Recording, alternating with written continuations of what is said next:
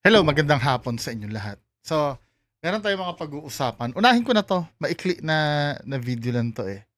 So, marami papasa sa'kin na reakan ko daw 'to. Ito 'no, yung parang, ah, yung parang minak daw yung Diyos. Panoorin nga natin 'to.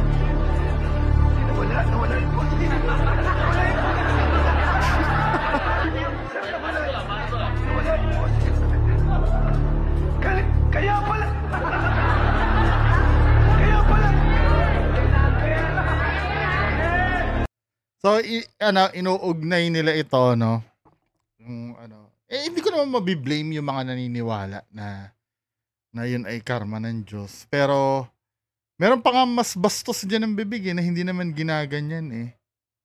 Hindi, depende na lang sa ano niyo, siguro sa perspective niyo.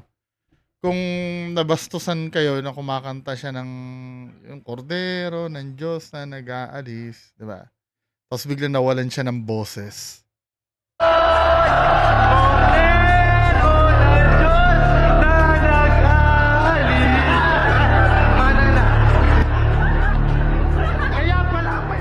May cut siya, eh. Feeling ko may bagong nangyari bago 'yon, tamo. Habang umaalis siya. Oh, 'di ba may cut? So meaning baka may nangyaring iba. Now, do'n sa siguro na karma or kung ano man 'yun. Pwede, depende sa mag-iisip na tao. Pero make sure niyo mangyayari talaga sa inyo 'yan. Pagka ganyan. Ako naranasan ko 'yan, eh. Naikwento ko na ba sa inyo dati na atheist ako dati? Yung 'pag mag-o-open yung store namin dati, siyempre 'di ba magmi-meeting-meeting 'no, tapos magdadasal. Ako hindi ako nakikidasal, eh. Tapos sometimes nga dinidebate ko pa yung mga, "Paano mo mapapatunayan sa'kin totoo ang Diyos?" Gumaganon ako dati. Nung time na tapos ang nakita kong karma ko yung nangyari sa anak ko nga. Yung 'di ba namatay yung anak ko na baby pa lang. Well, depende sa depende kung paano niyo ite-take 'no. Ayoko naman kontrahin pagdating sa mga ganyan, mga, religious na yes, may opinion ako na puwede namang may nangyari before, ay hindi naman porket kumanta siya ay nagkakagano'n. Pero this time ibibigay ko na sa mga naniniwala diyan. Wala namang ano 'yan, eh, I mean kahit pa sabihin natin na confirmation bias 'yan, wala namang mapapala yung mag-iisip niyan, eh, hindi naman nanloloko yun, eh, 'di ba? Okey lang 'yan. Yes, puwedeng confirmation bias 'no, pero kung iisipin niyo na dahil pinarusahan siya ng Diyos, okey lang, wala namang problema. Puwede din naman, 'di ba?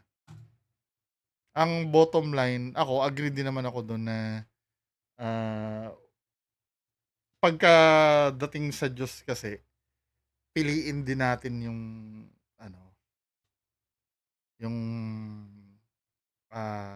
kung saan siya isasali, 'di ba?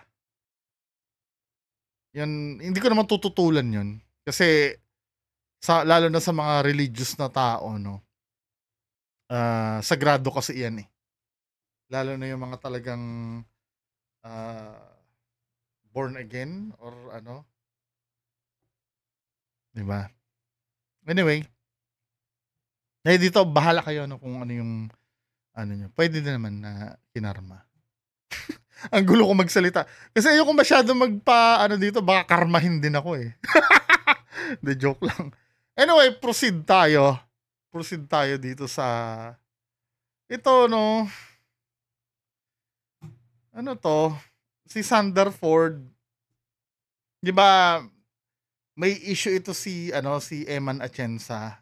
Alam niyo na yung pambubuli, 'di ba? Tapos ito si Sanderford naman, ah Sander Arizala couldn't hold back his emotions as he opened up about his own painful experiences with bullying and depression. So, nag-open up din siya. While everyone continues to mourn the passing of Eman Atienza, Sander took a moment to share his story that mirrors silent battles many people face. Behind his tough exterior, he revealed that he revealed the scars of being bullied, disrespected, and hurt both physically and emotionally. He admitted that every day is still fight against anxiety and depression struggles that he said should never be taken as a joke. So nag-share siya no. Sabi gano'n ni Sanderford. Katulad ni Eman, madami din ako natanggap na pambubuli, pambabastos, pananakit physical and mental. Pero andito pa rin ako, matatag at palaban. Ang anxiety at depression di lang yan sa mga taong nambuli, kundi sa mismong pamilya mo o partner mo na nakakaranas ka ng trauma. Kaya lagi niyong tandaan, wag niyong gawing katatawanan ang depression dahil hindi madali ang lumaban sa ganitong sakit. Totoo naman yun. Marami kasing hindi nakakaintindi. Maraming hindi nakakaintindi sa nararamdaman ng nadidepress or may depression. 'Di ba? Unimaginable kasi yung pwedeng gawin nun sa sarili niya eh. Hindi siya yung, alimbawa tayo, no? Normal lang estado ng utak natin. Tapos ako, kinantsawan nyo ko. Let's say, halimbawa, nakita nyo butas ang brief ko, no? Pagtatawanan nyo ko, si Bungo, butas ang brief. Diba? Siyempre ako, masasaktan ako nun. Masasaktan ako nun. Maaring yung panglalait nyo sa akin, siguro masasaktan ako nun overnight, no? Dadamdamin ko, nilalait nila ako dahil butas ang brief ko, di ba? Overnight. Pero kinabukasan, okay na uli ako. Ibig sabihin, normal ako. Ang depression kasi, malayo, ano yan eh, sobrang lalim kasi ng ano yan eh. Hindi siya simpleng yung katulad nung sinabi ko, hindi siya simpleng ganon. Na, yung kaya mo yan, yung ganon. Well, nakakatulong, at some cases, nakakatulong naman, yung malaman nitong may depression na, na hindi siya nag-iisa. Nakakatulong naman, pero hindi siya ganun kasimple na magic na pag naramdaman niyang marami siyang kasama ano yan eh, may study dyan eh. Kaya dapat ang talagang mag-handle ng ganyan, yung mga talagang professionals. Hindi siya yung iinom natin yan, hindi yung ganon. No? Dapat professionals. Now, itong kay Sanderford kasi, Sir Sanderford, bagamat dito sa mga huling sinabi mo, agree naman ako doon. Kaya lang, medyo may pagka-epal kasi yung sa'yo. Malayo ang senaryo yung dalawa ni Ma'am Eman. Si Ma'am Eman kasi, binuli siya dahil doon sa nasabi niya once at hindi siya nag-retaliate. Ikaw kasi, men, 'di ba? Once na may mga time kasi na pwede ka naman talagang intindihin eh. Mayroon nga time yata na naintindihan ka na tapos biglang babalik ka na naman uli dun sa kayabangan mo. 'Di ba? Hindi ka kasi natututo. Siyempre, ang tendency nun, yung mga tao, mas determinado silang durugin ka. Hindi ka kasi, tama ba yung term na hindi ka nagpapatalo? Mukhang mali, pero yung para kasing ikaw pa yung mayabang, walang nakikita na na sign ng ikaw ay nagpapakumbaba. I don't know kung kasi hindi naman ako professional psychologist or psychiatrist, 'di ba? Pero yung sa'yo kasi malayong-malayo kayo, eh, ni Ma'am Eman, eh. Kasi ikaw parang, inano mo yung pambubully kasi, parang feeling ko nga sometimes mas gusto mo yun, eh, dahil 'di ba kamo kumikita ka dun. May napanood akong video na nagbibilang ka ng pera dati na, "Oh, bash pa kayo." 'Di ba? Yung parang lalo mong pinagagana yung mga nambubully sa'yo. Kaya hindi ko alam kung I don't know 'no. Kasi parang hindi ito proper way ng ano, eh, na parang sige puwede ka namang ako para sa'kin 'no, well diskarte naman ni Sanderford 'yan, 'di ba? Pero mas maganda sana kung hindi mo muna ikumpara yung sarili mo, magbigay ka ng message regarding kay Ma'am Eman, 'di ba, na ang depression ay ganito, ganyan, ganyan, ganyan. Pero ikukumpara mo pa yung sarili mo, kasi ikaw ano ka, eh, sa totoo lang deep inside of you parang gustong-gusto mo pa na nilalait ka. Yun lang ang nakikita ko na I could be wrong. Kasi hindi ko naman, ah, nakikita ang pag-iisip mo. Pero nakikita ko kasi every time na gumagawa ka ng eksena, lalo ka nag-i-stir lalo, eh. Parang lalo mong pinapakulo yung dugo nung mga busit na busit sa'yo, eh. I think, ano, eh, tsaka walang sincerity kasi sa'yo. Hindi na alam sa iyo kung ano yung totoo, 'di ba? Then meron ka na namang isang issue dito 'no, yung tungkol dito sa pagmo-model mo.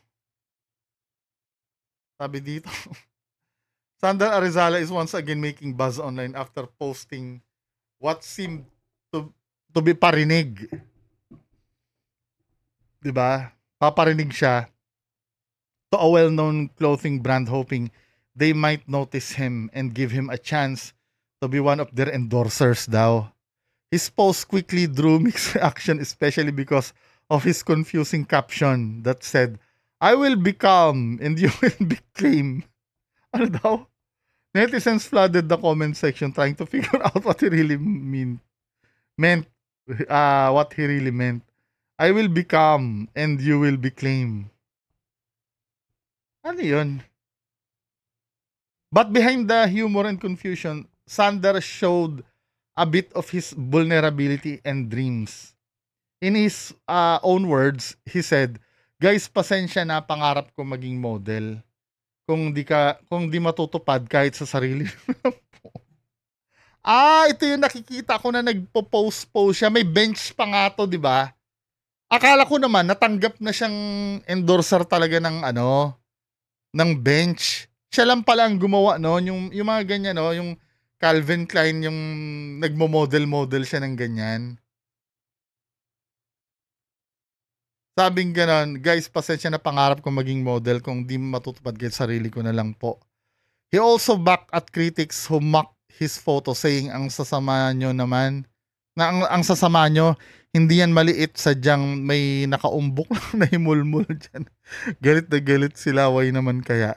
Inaano mo palalo kasi yung mga basher mo, eh, tapos sasabihin mo, may pinagdadaanan ka, may ano, parang game na game ka lagi kasi, 'di ba? According to Sander, he was just shooting his shot, trying to catch the brand's attention in hopes of fulfilling his dream. While some laughed at his post, others praised his courage and authenticity for still daring to dream despite the basha. Yung pagmo-model kasi ganito 'no, ito sa pagkakaintindi ko, yung pagmo-model kasi ay hindi lang naman yan sa itsura, eh. Well, siguro malaking malaking part yung itsura, 'di ba? Kasi 'pag naging brand ambassador ka ng isang ano or naging model ka ng isang produkto, buong pagkatao mo kasi 'yon. Hindi lang basta itsura mo. Let's say, gwapo ka or maganda ka, eh, paano kung gago ka naman, 'di ba? Tapos ang i-endorse mo pang product ay pang-wholesome. Let's say, halimbawa, mag-e-endorse ka ng Nido 'no, Nido na gatas. 'Di ba siyempre ang pino-promote niyan, ah parang health ng kabataan, tapos ikaw bigla kang isa kang addict, kahit pa sabihin mong gwapo ka or ano, addict ka naman, hindi rin. Kaya napansin mo, yung 'di ba may mga ano, may mga endorser na bina-back-outan ng mga produkto na ini-endorsean nila, 'di ba?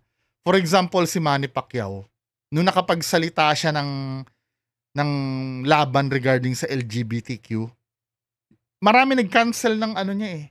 Kasi hindi lang naman, ang pagmo-model kasi hindi naman 'yan yung, sikat ka, isusuot mo yung damit nila. Dahil sikat ka, susuot mo yung damit, bibilhin na ng tao, hindi gano'n, eh. Parang naghahanap din sila ng isang tao na may personality na ire-represent yung brand. Siguro nakita nila kay Manny Pacquiao dati nung time na yun, yung Nike, no? Kasi si Manny Pacquiao, fighter, galing siya sa hirap. Maganda yung istorya ni Manny Pacquiao, eh. Until such time na nakapagsalita siya ng against sa LGBTQ. Siyempre, ang karugtong nun, ibo-boycott lahat ng produktong ini-endorse niya. 'Di ba? Kaya nauna na yung mga produkto na kumalas kay Manny Pacquiao. Parang si Maris Racal, 'di ba? Sabing gano'n ni Maris Racal. Ay ano, 'di ba anong nangyari kay Maris Racal, may kumalat na, I don't know, scandal ba 'yun or hindi.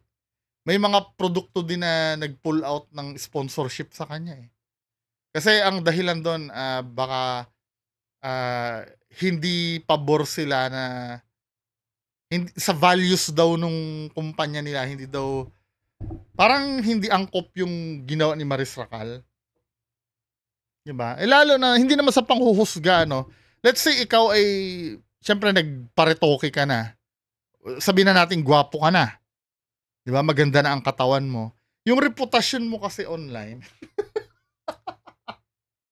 yung reputasyon mo na alam mo yon, sometimes ano ka,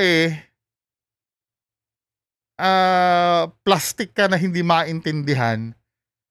Kasama yun sa titingnan ng mga kumpanya na kukuha sa'yo. Hindi lang basta dahil gwapo't maganda ka or gwapo at magandang katawan mo, 'di ba? May mga ano nga diyan, may mga hindi naman kagwapuhan din na naging endorser ng mga produkto. For example, kilala niyo yung yung sumikat sa KMJS na kaibigan ko kasi si Sir anong name nga nun ni Sir? Yung mahaba ang buhok na toy collector. Kalimutan ko na name. Sorry Sir, matagal na kasi tayong hindi nag-uusap, eh. Sir Jerry. Kalimutan ko na apelyido ni Sir Jerry. Yung kasing si Elmer, kung kilala niyo si Elmer Padilla, yung parang street vendor yun ng ng mga laruan na ginawa niya lang gamit ng tsinelas. 'Di ba? Naging endorser si Elmer ng Pioneers glue, yung Mighty Band, 'di ba? Tapos yung sapatos, yung Kruberg, inisponsoran din naging endorser din si Elmer Padilla, 'di ba? Hindi naman sa no, pero hindi naman gano'n yung itsura ni Elmer Padilla. Kung kilala niyo si Elmer Padilla, pakita niyo. Kasi mas deeper pa yung mas deeper pa dun kasi yung hinahanap. Ayan, kung kilala niyo, napunta siya kay Rapi Tulfo. Sikat siya dati na si Boy Chinelas. Yan si Elmer Padilla. Ang dami niyan naging endorser ng Mighty Band yan. Yung Kruberg, yung sapatos, 'di ba? Ewan ko, kamusta na, kaya lang parang ang naging manager niya si Sir Jerry. Parang ang nangyari diyan kasi tumatanggap siya ng ibang engagement na hindi pinapaalam sa manager niya. Something like that, nagkahiwalay din sila. Sad din yung story ni Elmer. Anyway, the point is, hindi lang basta sa itsura. Yun ang gusto ko linawin dito. Hindi lang dahil gwapo ka, maganda ka, nakukonsidera ka na maging model. Kasama din siguro yung yung pinaglalaban mo. Or yung ideology mo, isa rin yun. 'di ba? Hindi lang nila kailangan ng muka at katawan. Sometimes 'no, kung maganda ka at maganda pa ang katawan mo, pwede pa, 'di ba? May points din naman, pero kasama din kasi talaga yung pagkatao. Kaya dito kay Sanderford 'no, actually dapat ang una mong, pinaretoke sa'yo Sir Sanderford ano, yung yung ugali mo talaga, Hindi ako ano hindi ako mabuting tao. Pero kasi, nasa iyo lahat ng potential na maging ano, maging underdog, Kasi yun ang gustong-gusto ng Pilipino 'di ba, yung ape, na ano, nasa iyo lahat yun, Pero kasi yung attitude mo kasi pangkontrabida. Na ikaw pa yung ano, ikaw pa yung mayabang. Kasi kung mapapanood mo yung pinagwapo siya ni Corina Sanchez nun, na ang ine-expect, magiging humble ka nun, Hindi mayabang ka nun ano, Sanderford, 'di ba? Anyway, yan lang po pag-uusapan natin ngayong hapon. Magandang hapon sa inyong lahat.